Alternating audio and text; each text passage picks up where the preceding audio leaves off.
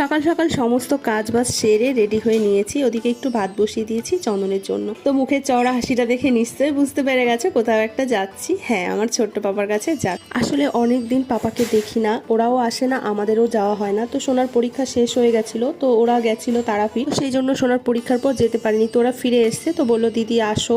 ভাবছিলাম যাব, তার মধ্যেই দেখি ভাই চলে এসছে। তো ভাই এসে সোনাকে দেখতেই পেলে কালকে নিয়ে গেছে। তো আজকে আমি একা একাই যাচ্ছি, এই প্রথম আমি একা একা এরম ভাবে যাচ্ছি, না হলে তো সবসময় সঙ্গে আমার সোনা থাকে। তো পরিমাণে রোদ আর গরম, চন্দন বলেছিল যে বিকেলে যাবো, কিন্তু আমার আর মন মানছে না, তাই বেরিয়ে পড়েছি। বিশ্বপাড়া থেকে ট্রেনে করে দমদম চলে এসেছিলাম। দমদম থেকে তারপরে মেট্রো টিকিট কেটে মেট্রোতে উঠে পড়েছি। এবার একটু শান্তি, বাপরে বাপ, যেখানেই যাচ্ছি সেখানেই লাইন, এত গরম, এত রোদ্দুর, আর এই দুপুরবেলা, তারপরেও সব জায়গায় লাইন আর লাইন। তো যাই হোক, মেট্রো থেকে নেমে অটো করে এই যে চলে এসেছি আমার পাপার কাছে। এই যে পাপা দৌড়ে এসে কোলে উঠলো, এটা যে কি শান্তি কি শান্তি, কি বলবো। এই তো রিয়া সাজিয়ে গুছিয়ে খেতে দিয়েছে, ভালো লাগে।